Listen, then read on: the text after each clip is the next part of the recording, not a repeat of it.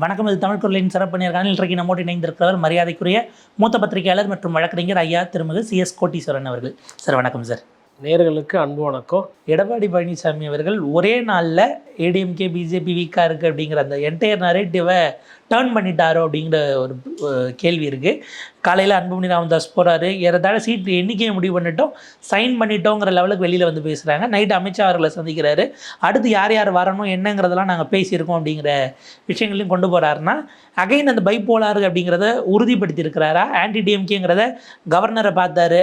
இன்றைக்கி பார்த்தீங்கன்னா KN நேரு மேலே டிவிஎஸ்சி எடுக்கிறதுக்கு அந்த இடி லெட்டருக்கு அவங்க ப்ரோபை தொடங்கியிருக்காங்க. இன்பதுரை நேற்று கேஸ் போட்டிருந்தாருங்கிறதெல்லாம் பார்க்கும்போது ஏடிஎம்கே ஒரு பல்முனை தாக்குதலை தொடங்குதா டிஎம்கேக்கு தர எப்படி பார்க்குறீங்க சார்? அதுங்க ஏடிஎம்கே சமீப காலமாக ஒரு மாதிரி கொஞ்சம் அமைதியாக இருந்தது உண்மைதான். அதாவது அமைதினா கட்சி ரீதியாக.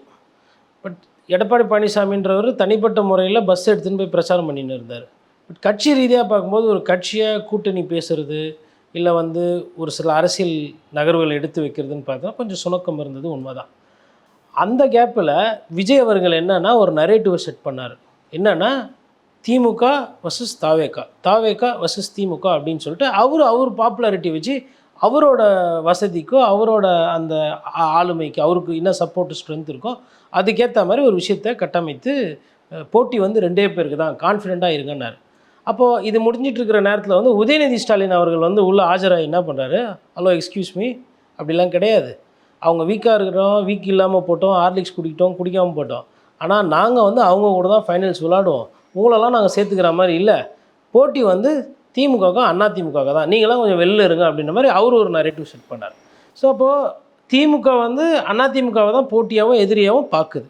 அதிமுகவும் என்ன சொல்லுதுன்னா, நான் திமுகவை தான் ஆட்சியை விட்டு எடுக்கணும், ஏன்னா அவங்க ஆட்சியில் இருந்தாங்கன்னா நாங்கள் அவங்கள ஆட்சியை விட்டு இறக்குவோம், நாங்கள் ஆட்சியில் இருந்தால் அவங்க எங்களை ஆட்சியை விட்டு இறக்குவாங்க, இப்படி தான் நாங்கள் ரொம்ப நாளாக ரொம்ப வருஷமாக விளையாடின்னு இருக்கிறோம், புதுசாக நீங்களாம் ஆட்டத்துக்கு வராதிங்க, வெளியில் போய் விளையாடிக்கங்க அப்படின்ற மாதிரி அந்த நெரேட்டிவ்.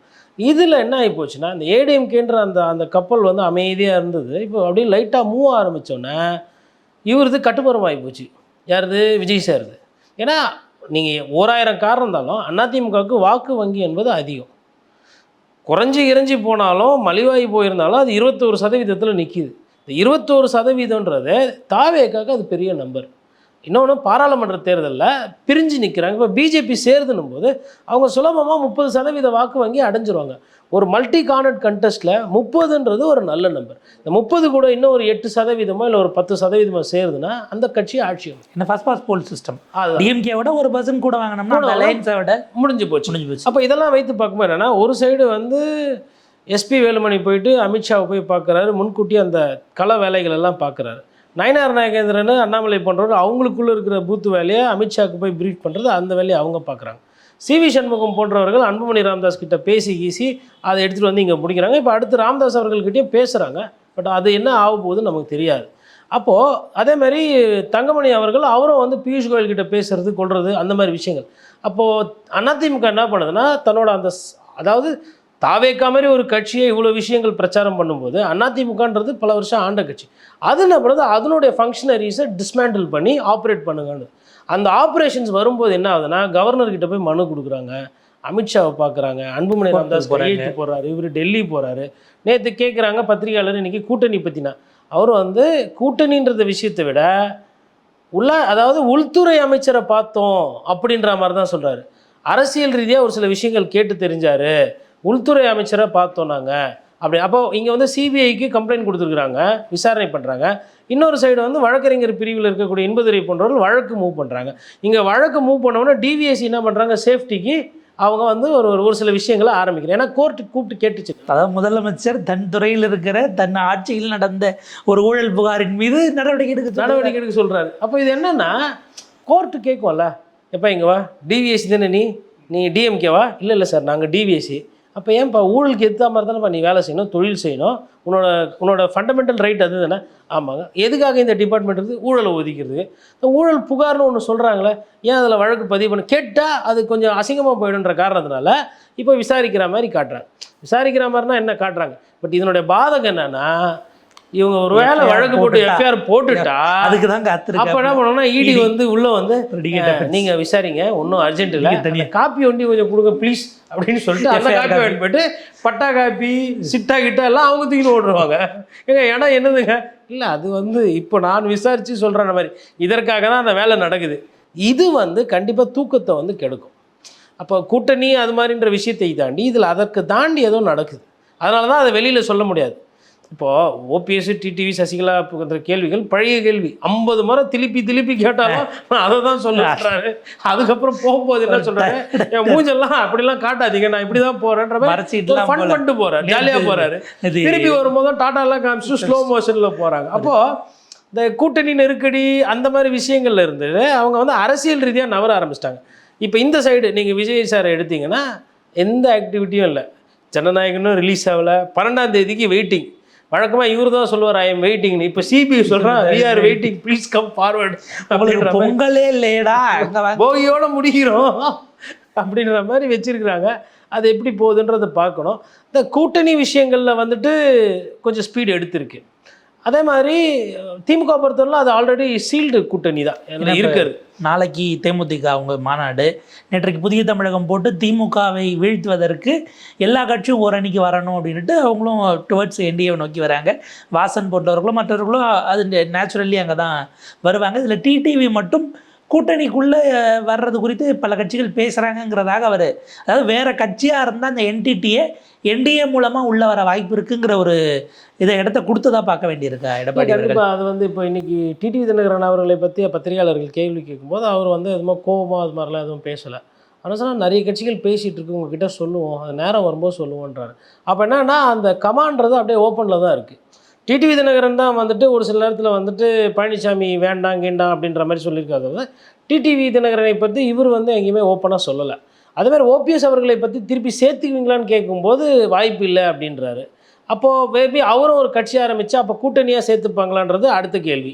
சசிகலா அவர்களை பொறுத்தவரை இல்லை, அவங்களுக்கு இடம் கிடையாது, நான் இது எத்தனை வாட்டி சொல்கிறது உங்களுக்கு செய்தி வேணும்னு சொல்லிட்டு அதையும் முற்றுப்புள்ளி. அப்போ அவர் வந்து அவர் ஸ்டாண்டில் கரெக்டாக தான் இருக்கிறாரு. நம்ம வந்து பத்திரிகையாளர் நமக்கு செய்தி வேணும் இல்லையா, அதனால் நம்ம வந்து அப்படி போனாலும் நம்ம திருப்பி கேட்போம்.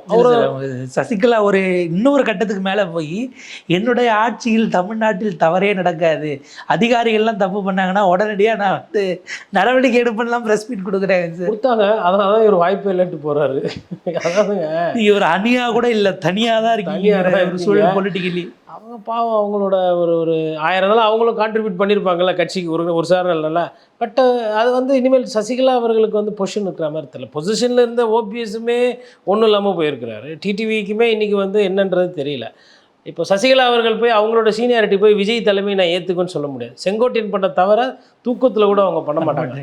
ஒன்று சண்டை செய்வாங்க, இல்லைனா சண்டை செய்யாமல் வெளியிலேருந்து சண்டையை வேடிக்கை பார்ப்பாங்களே தவிர்த்து. அதனால் வந்து இப்போ இதில் இன்னொரு லாஸ் யாருக்குன்னா இந்த டெவலப்மெண்ட்ஸ்லாம் வர தாவேக்காக்கு ஒரு லாஸ். இல்லை நீங்கள் இப்படி புரிஞ்சுக்கலாம். இப்போ அன்புமணி அங்கே போக வாய்ப்பு இருக்குன்னு ஒரு விஷயம் பேசப்பட்டு முடிச்சு விட்டாங்க. அது வந்து ஐயா மருத்துவர் ராமதாஸ் இன்னும் கொஞ்சம் கவனமாக அவர் முன்கையெழுத்தை முதல்ல போட்டிருந்தாருன்னு வச்சுக்கோங்க, ஒரு கட்சியோட அது ஒரு பேசு பொருளாக இருக்கும், ஒரு தோரணையாக இருக்கும். அதனால தான் எப்பவுமே அரசியலில் வந்து ரொம்ப நேரம் எடுக்கிறது தவறு. இப்போ கிருஷ்ணசாமி பாருங்கள், சிறிய கட்சியோ பெரிய கட்சியோ நிலைப்பாடு என்னன்னு முடிவெடுக்கும் போது உங்களுக்கு அடுத்த கட்ட நகருக்கு போயிடும். அப்போ கிருஷ்ணசாமியை பொறுத்தவரை ஒரு தெளிவு இருக்குது. ஐயா ஏசி சண்முகம், அப்புறம் பாரிவேந்தர், இப்போ இவங்கெல்லாம் வந்துட்டு ஒரு சிறிய கட்சி நீங்கள் கடந்து போக முடியாது. ஒரு 2 சீட்டு 3 சீட்டு அவங்க ஃபோக்கஸ் பண்ணுறாங்கன்னா அந்த சீட்டில் வந்து வெற்றி வாய்ப்பு தீர்மானிக்கக்கூடியவர்கள் வெற்றி பெறவெல்லாம் மாறுறாங்க. ஸ்விங் அவங்க பண்ணுவாங்க. அப்போது அங்கே நேற்று வந்து ஒரு 17 சீட்டு கொடுக்கப்படுற மாதிரி பேசுது. இப்போ இந்த நம்ம 3 பேர் டிஸ்கஸ் பண்ணது இவங்களுமே ஒரு 7-8 தொகுதி, குறிப்பாக அரியலூர், அதுக்கப்புறம் வந்து உங்களுக்கு பார்த்தீங்கன்னா தென் மாவட்டங்களில் முடிவு பண்ணக்கூடிய. அப்போ கிட்டத்தட்ட ஒரு 25-30 சீட்டுக்கு நேற்று அதிமுக வந்து வேலைகளை பண்ணியிருக்கு. அது அப்படி தான் பார்க்கணும். ஆல்ரெடி பிஜேபியோட டைப்பில் இருக்கிறாங்க. பிஜேபியோட என்ன சிக்கல்னா அதிமுக ஜெயிக்கிற தொகுதியெல்லாம் நிறைய கேட்குறாங்க. அதனால் அது வந்து அந்த கமிட்டி மீட்டிங் இன்னும் சரியாக போகல அப்படின்ற. அதாவது நம்பரை ஃபிக்ஸ் பண்ணாலும் எதுன்னு ஐசோலேட் பண்ணுறதில்ல. அது கண்டிப்பாக அந்த சிக்கல் வரும். நிறைய பேர் என்ன பண்ணுவாங்கன்னா கூட்டணி கட்சி வந்தோடனே குளத்தூர் அப்படின்வாங்க. கொடுக்கும்போது என்ன முதலமைச்சர் தொகுதியை தூக்கி கொடுக்குறீங்க, அது அப்படி இல்லை, அது போயிடும், அதனால எடுத்துக்கங்கன்னுவாங்க. அடுத்தது சேப்பாக் ட்ரிப்ளிகன்னுவாங்க. அதுக்கப்புறமா சரி வேணாம் ஐபி, ஆமாம் ஐபி ஆத்தூர் எடுத்துக்கங்க அப்படின்வாங்க. ஐயோயோ இதுவே வேணாம்னா அதுவா அப்படின்வாங்க. சரி அந்த ஆத்தூர் வேணாமா, சேலம் ஆத்தூர் எடுத்துக்கோங்க. ஐயோ அதுவும் அப்படி தான், அங்கே போனால் இபிஎஸ், இங்கே போனால் ஐபி. அப்போ என்ன தானே என்னங்க 4 தொகுதி சொல்லிட்டா எதுவுமே வேணான்றீங்க அப்படின்னாங்க. சரி வேறு என்ன பண்ணுறது, சரி எதிர்த்து நின்னே ஆகணுமா அப்படின்னு கேட்பாங்க. அப்புறம் வேறு எதுனா பார்ப்பாங்க கூட்டி கீச்சு, இதே மாதிரி எதனா வில்லங்கமான தொகுதியாக இருக்கும், நின்னா கஷ்டம்னு. சரிண்ணே கரூர் சரியா இல்லை, கரூரில் போய் நில்லுங்க. நான் என்னது கரூரா, சரி என்ன கரூர் இப்போ கொங்குல தானே, சரி தொண்டாமுத்தூர் ஓகேவா அப்படின்வாங்க. திமுகவில் போய் கேட்டால் தொண்டாமுத்துருவாங்க, அதிமுகவில் போய் கேட்டால் கரூருன்னு. எடப்பாடியில் கூட இல்லைங்க. ஏமா எடப்பாடியா நீங்கள் முதல்வர் எதிர்த்தவங்க, அவரு தான் அடுத்த முதல்வர் சொல்கிறாரு. அந்த சமயத்தில் எடப்பாடி பழனிசாமி அவர் எதிர்த்து எடப்பாடியில் நின்றுருக்காங்க. பெரிய கட்சி இப்போ, அதாவது இப்போ இவங்கெல்லாம் கூட்டணியில் பங்கு ஆட்சியில் பங்குலாம் கேட்டுன்னு இருக்கிறாங்களா இந்த கூட்டணி தலைவர்கள்லாம். இவங்கெல்லாம் பேச்சுவார்த்தைக்கு போகும்போது தொகுதின்னு போகும்போது தான் இருக்குது டமாசு. ஒரு 60 தொகுதி வச்சுருப்பாங்க, அவங்களுக்கே தெரியும் வராதுன்னு. இவங்கெல்லாம் தள்ளி விடணும். இவங்க திமுக ஒரு 60 தொகுதியை ரெட்டில் வச்சுருக்கோம், அதிமுக ஒரு 60 தொகுதியை ரெட்டில் வச்சுருக்கோம், க்ரீனில் இருக்கிறதெல்லாம் அவங்க வச்சுக்கின்னு வரும் தொகுதி தானே இந்த இதில் 4 அதில் 4, சரி திருவண்ணாமலையில் எத்தனை வேணும் அப்படின்னு கேட்பாங்க அடுத்து. அப்புறம் அதுக்கப்புறமா வந்து இப்போ ஒருவேளை கூட்டணியில் இப்போ திமுகவில் போய் கேட்குறாங்கன்னா, இந்த புதுக்கோட்டையில் பாருங்கள் எல்லா இடமும் நல்லா இருக்குது, இந்த விராலிமலை ஒன்றே ஒரு பிரச்சனை, விராலிமலை நீங்கள் எடுத்துக்கோங்க. அதெல்லாம் அந்த சிறிய கட்சிகளுக்கு இருக்குது, அதாவது கூட்டணி பங்கு அதிகாரம் பங்குலாம் பேசுனவங்களுக்கு இந்த வகையில் அது சிக்கல்லாம் இருக்கும். இதெல்லாம் இது வரும்போது இன்னும் ஜாலியாக இருக்கும், டமாஸாக இருக்கும். அதனால தான் அந்த முதல் நாள் 2ஆம் நாள் 3ஆம் நாள் பிக் பாஸ் மாதிரி பேச்சுவார்த்தைக்கு போகிறது. நீங்கள் 17 சீட்டு வாங்குறீங்களோ 20 வாங்குறீங்களோ எந்த அது முக்கியம் இல்லை, ரெட்டா கிரீனா பால் எப்படி ஆவியில் போட்டு வைப்பாங்க, இது பச்சை இது ஆரஞ்சு இது திக்கு பால், திக்கு பால் அங்கேயே நின்று வரவே வராது, சாமானியனுக்கு அந்த ப்ளூ பால் தான் வரும். அந்த மாதிரி சீட்டு கேட்க போகும்போது இருக்குது சிக்கல். பட் அது பார்த்துக்கிட்டு ஏதோ பண்ணுவாங்க. பிஜேபி இப்போ என்ன பண்ணுறாங்கன்னா, இல்லை எங்களுக்கு ஆரஞ்சு பால் தான் வேணும் திக்கா அப்படின்ற மாதிரி கேட்குறாங்க. அது அதிமுகவில் கொஞ்சம் இழுபறியாக இருக்குன்ற மாதிரி சொல்கிறாங்க. இப்போ இது ஒரே நாளில் காலையில் அன்புமணியை கூப்பிட்டதாகட்டும், அடுத்தது டிடிவி போன்றவர்களுக்கான டிஸ்கஷனாக பிஜேபி பார்க்குது அப்படிங்கிறாங்க. இப்படி வருதுன்னா விஜய் பலமடைவதை இதோட முடிச்சு வச்சிடலாங்கிற இடத்துக்கு என்டிஏனுடைய தலைமை யோசிக்குதுன்னு நம்ம அதை கவனிக்க வேண்டியிருக்கா? விஜயை தூக்கி ஒரு சார்ஜ் ஷீட்டை நீங்கள் பேர் சேர்த்தாவே முடிஞ்சு போச்சு. விஜய் அவர்கள் வந்து எங்க அரவிந்த் கெஜ்ரிவாலா இவர் இல்லை, அந்த கட்சியில் வந்து துணை முதலமைச்சராக உட்காந்து ஆதவர்ஜனக்கிட்டே நீங்கள் கட்சி குத்திங்கன்னா கட்சி அவர் எடுத்துன்னு போயிடுவார். சார் வாழ்கள் வந்து டிடிவி தினகரன் சாரை விடவும் இபிஎஸ் சாரை விடவும் பயங்கர சார்பு யார், ஆதவ் சார். ஐயோ நான் கேட்டது வெறும் எம்பி சீட்டு தான், இதை தான் கொடுக்க மாட்டேன்னு திமுகலேருந்து விசிகா போனேன், அங்கேயும் இதே எம்பி சீட்டு தான் கொடுக்க மாட்டேன், இங்கே கட்சியே கொடுக்குறாரு தளபதி, வாழ்க தளபதி எங்கே இருந்தாலும் வாழ்க அப்படின்னு சொல்லிட்டு பெயில் கூட மூவ் பண்ணாமல் லூஸில் விட்டுருவாங்க. போயிட்டு கொஞ்ச நாள் ஒரு 3 மாதம் நீங்கள் இருந்தீங்கன்னா பாதியாக உடச்சி எந்த கூட்டணி கேட்குறீங்களோ அந்த கூட்டணியில் ஒன்று கூட்டணியில் வந்து அரசியல் பண்ணோமா, இல்லை எதிரிலே இருந்து உங்களுக்கு சாதகமாக, அதாவது ஒவைசி பண்ணுறாரு இல்லைங்களா, அசதுதீன் ஒவைசி பேசும்போது என்ன பண்ணுவார், பிஜேபி எதிர்ப்புன்னுவார். ஆனால் தேர்தல் வரும்போது என்ன பண்ணுவார், பிஜேபி எதுக்குறேன்னு சொல்லிட்டு போய் காங்கிரஸ்காரரை தோக்கடிச்சுட்டு வந்துடுவார். கேட்டால் காங்கிரஸ் தோக்கடிக்கப்பட்ட நீ என்ன ஃபஸ்ட்டு சொன்ன, இங்கே 21 வந்து டிடிவி கூட இருந்தார் சார், அதே தான் கொண்டு போய் அங்கே ராணிப்பேட்டைக்கு அந்த பக்கம் முழுக்க இறக்கி விட்டு வேலூர் ஃபுல்லாக இறக்கி விட்டு. இதே தான், அதாவது கண்ணு துப்பாக்கியெல்லாம் வச்சுருப்பாரு, டார்கெட்டு அப்படின்னு நீங்கள் கொடுத்தீங்கன்னா அந்த பக்கம் தான் வைப்பாரு, ஆனால் குறி அப்படி தான் வைப்பாரு. திடீர்னு பார்த்தா பக்கத்தில் வேறு யாருன்னா சுட்டுருவாரு. கேட்டால் ஐயோ குறி தப்பி போச்சு பாருங்க ப்ளீஸ், நெக்ஸ்ட் டைம் நம்ம இதை சரியாச்சு, இதே வேலை. அந்த மாதிரி தாவேகா கூட அப்படி ஒரு ஏஎம்ஐ மாதிரி ஆகலாம் இல்லையா, ஏன்னா இப்போ சிறுபான்மையின் மீது அதிக அன்பு கொண்டு வருவார் யார், விஜய் சார். மிஸ் ஆனால் கிட்டத்தட்ட ஓய்சி கதை தான். அதாவதுங்க ஒரு சில நிலைப்பாடெல்லாம் வந்து பொதுவாக எடுக்கணும், பொதுவாக எடுக்காமல் சரி சரி ஓகே அதை எடுத்தீங்க, அட்லீஸ்ட் கிறிஸ்மஸ் நிகழ்ச்சிக்கு நிறைய இடத்துல நாடு முழுவதும் பிரச்சனை, அதுக்காச்சும் தைரியமாக அன்றைக்கி கிறிஸ்மஸ் ஃபங்க்ஷன் அப்போ ஒண்டி ப்ரைஸ் எல்லாரும் சொல்கிறீங்க, நிறைய இடத்துல கிறிஸ்மஸ் அன்றைக்காச்சும் கோமா. அப்போது ஜனநாயகன் வந்து பிஜேபி நிறுத்தினா வாயை திறக்க மாட்டேன், சிபிஐ டெல்லிக்கு கூப்பிட்டா ஏன் கூப்பிட்றோம் கேட்க மாட்டேன், கிறிஸ்மஸ் நிகழ்ச்சி நிறைய இடத்துல கலவரமாக மாறிச்சு அதை பற்றி பேச மாட்டேன். அவருக்கு வந்து ஒரு பார்ட் டைம் பாலிட்டிஷியன், அவ்வளோதான், அவர்கிட்ட அவ்வளோதான் எதிர்பார்க்க முடியும். ஒரு நிறைய கேள்வி சார், டாக்டர் தமிழிசை நேற்றைக்கு விஜய் ஒரு சிறந்த அரசியல் சக்தியாக மாறணும்னா எங்கள் கூட்டணிக்கு வரணும்னு கூப்பிட்ருக்காங்க. இன்னமும் பிஜேபிக்கு ஒரு எண்ணம் இருக்கா? ஏன்னா நயினார் கொண்டு போய் செந்தில் பாலாஜி நேம் பண்ணது அமித்ஷா வச்சுக்கிட்டேங்கிறதுலேருந்து விஜய் மேலே ஒரு சாஃப்ட் டோனில் இல்லை வர வாய்ப்பு இருந்தால் வரலாமேன்னு ஒரு எண்ணம் தமிழ்நாட்டு பிஜேபி தலைவர்களுக்கு இருக்கா? கண்டிப்பாக இருக்கும்.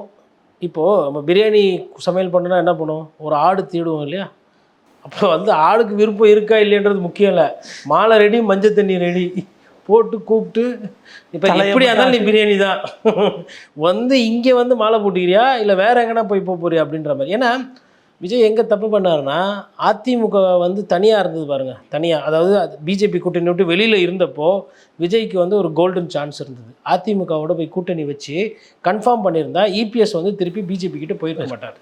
அப்போ அந்த கோல்டன் டைமை வந்து விஜய் வந்து தவற விட்டார். அந்த இடத்துல அமித்ஷா வந்து புத்தி கூர்மை, அரசியல் ஆளுமை, அந்த தெரியும்ல தமிழ் இந்தியா பூரா என்னென்ன பண்ணுறாப்புலன்னு தெரியும். அதனால் மக்கள் விரோத ஆட்சி கிச்சின்னு சொன்னாலும் பரவாயில்ல, ஜெயிக்கிற அந்த பக்குவம், அதில் என்ன பண்ணிட்டார், அவர் கூட்டணியை முடிவு பண்ணிட்டார். சரி, அதுக்கு பிறகாச்சு யாரோ ஒருத்தர், இப்போ நாம் தமிழர் கட்சி இருக்கிறாங்க, எதையோ ஒன்று இல்லை வந்து ஒரு இறங்கி போகிறது, இல்லை பிஜேபி கூட தான் கூட்டணி, நான் பவன் கல்யாண் மாதிரி போகிறேன், அப்படி ஒரு ஸ்டாண்ட் எடுத்திருந்தா கூட கரூர் சம்பவத்தில் இந்த நேரம் எஃப்ஐஆர் வந்து இவர் மேலே போயிருக்கும், சிபிஐக்கு மாறியே இருக்காது கேஸு, பொலிட்டிக்கலாக பேலன்ஸ் ஆகிருக்கும், ஜனநாயகன் இப்போ ரிலீஸ் ஆகிருக்கும். அப்போது ஒரு அதாவது ஒரே நேரத்தில் எல்லாரையும் எதிர்த்து சண்டை செய்கிறதுன்றது படத்தில் வேணால் சாத்தியங்க, நிஜ வாழ்க்கையில் அது சாத்தியம் இல்லை. அரசியல் அப்படி பண்ணவும் முடியாது. அவருக்கு சண்டை செய்கிற ஸ்பிரிட் இருக்குதாங்கிற கேள்வியை நம்ம எலெக்ஷனில் பார்த்துக்கலாம். பாபு சார், விரிவான ஒரு இடையில நேரத்துக்கு பொறுத்தவரைக்கும் நன்றி சார். நன்றி.